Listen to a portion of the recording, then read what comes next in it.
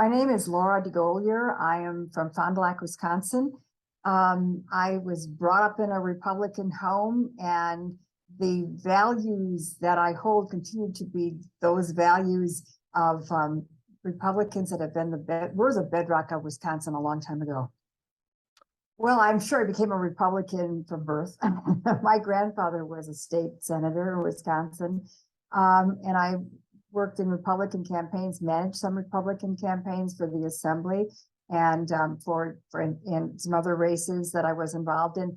And then as and I was actually very active in Republican politics locally, in vice chairman of the party for about a half dozen years. And then I had to take a hiatus because I was doing something else in my business. When I came back, I didn't recognize anyone or anything about the party. And it had so drastically changed that I no longer felt comfortable there. Well, what pushed me out of the party politics was really a convention in Wisconsin in 2000. I attended it because I felt like I should go to continue to represent the more moderate viewpoints that had always been a bedrock of the party here. And at the convention, a woman got up and she said, "It's been a terrific year for you." She was dressed in red, white, or for me, it's been a terrific year for me. She was dressed in red, white, and blue, and said, in the last year, I discovered God and the Republican Party. And at that point, I knew I was no longer in the right place. I don't see my political things as being my religion. I see my religion influencing my politics, or my faith influencing my politics.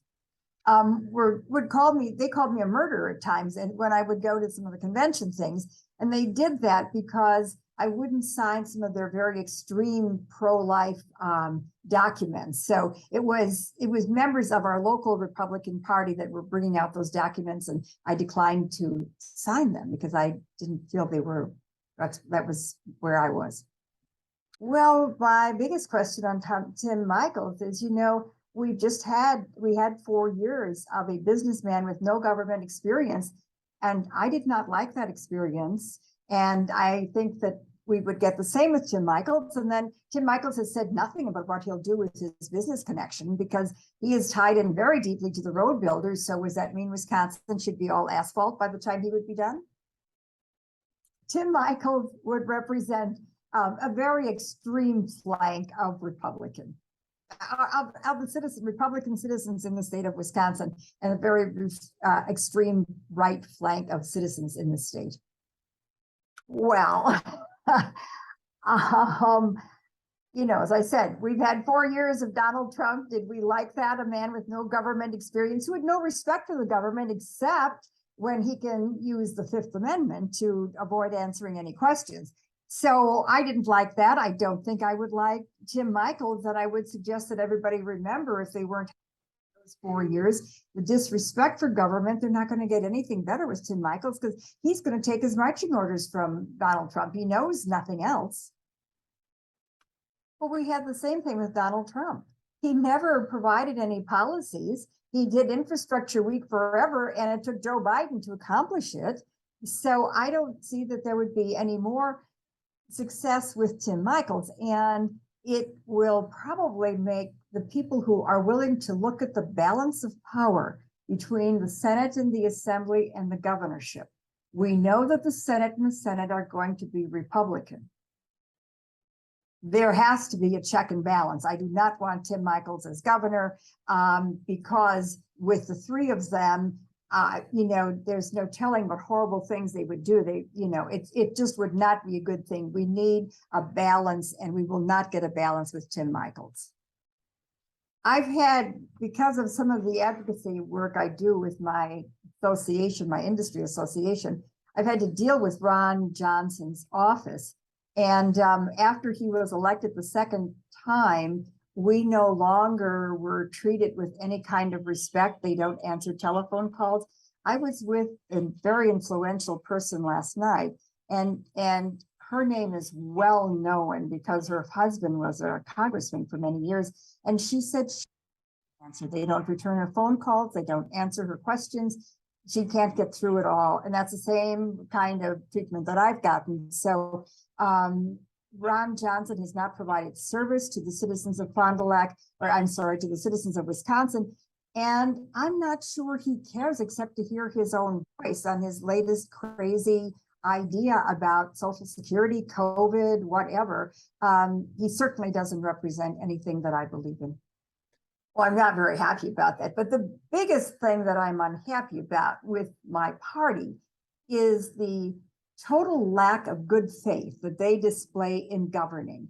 You know, in Wisconsin, when Tony Evers won as governor 4 years ago, or almost 4 years ago, they immediately the Republicans went in and they passed laws which made it very difficult for him to govern. Now that he is now, you know, he's been the governor, they refuse to give a hearing to any of the people he appoints to commissions or to cabinets and things like that. We cannot have government without the good faith of people saying, I lost, now the other guy's in control, and I'll do my very best to scrutinize what they're going to propose, but at least they get the right to have their people in charge. And if you don't have people of good faith in government, we don't govern. We don't have a government. We have a mess. Nothing much happens. And the people who were disappointed in government and learned from Ronald Reagan that government was the problem, it is not becoming less of a problem. It's becoming more of a problem because men and women of good faith are not involved in our government, and they don't care what happens to us. They're more concerned with what happens to.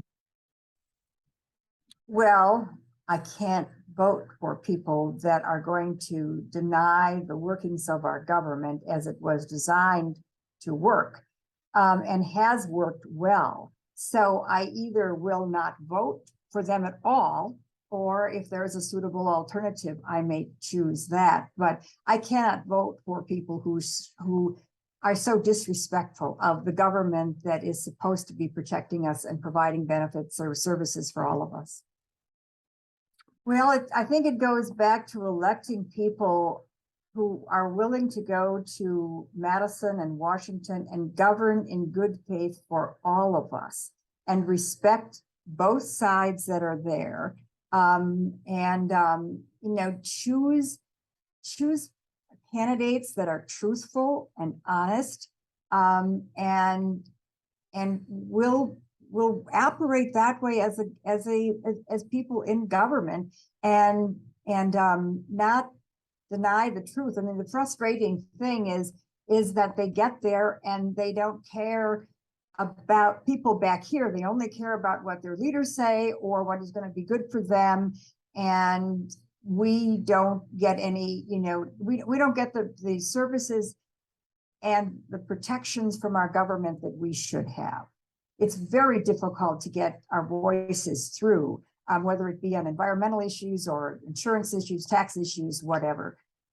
They need to have some respect for those of us and want to listen to us. And that seems to be in very, very short supply, because when they get there, they listen to leadership, which has nothing to do with what we need to have happen here. When it occurred? Well, I was not surprised because of all the rhetoric that had taken place before that.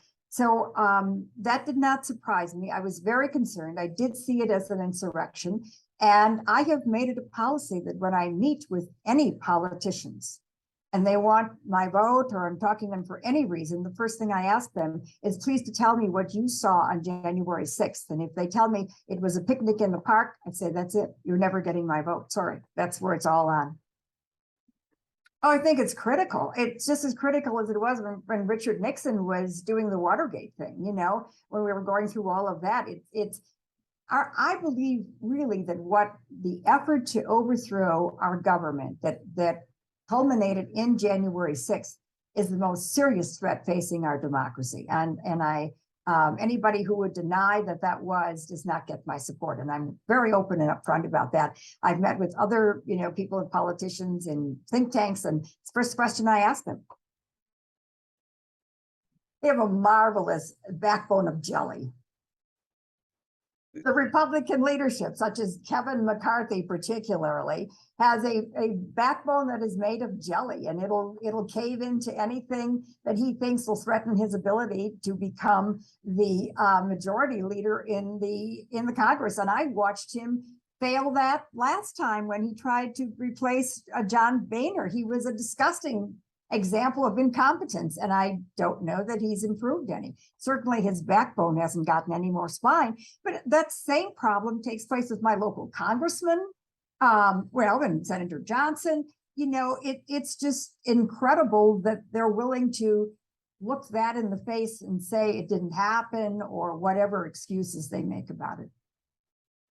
I don't know whether the GOP will find its way back to the GOP that I knew. And there are trends taking place in our country that I am not sure what that's going to look like in 20 years. Because there are, particularly in my state, I see some of these things taking place that indicate that they may never find their way back to what I considered normal. I watched the Tea Party. I followed that fairly closely. And we have groups now in our county that call themselves Recipe for Freedom that are even more extreme. And I don't see that that is going to change. And regretfully, like Robin Voss, they attempt to appease them. And I don't think there's any appeasing them. Charlie Sykes has a wonderful metaphor, and he said, they believe that they could throw the alligator some red meat periodically and wouldn't grow up, but it has grown up, and it almost ate Robin Voss on this election. So hopefully he will find his own backbone and stop throwing red meat to a bunch of people that are just disconnected from reality.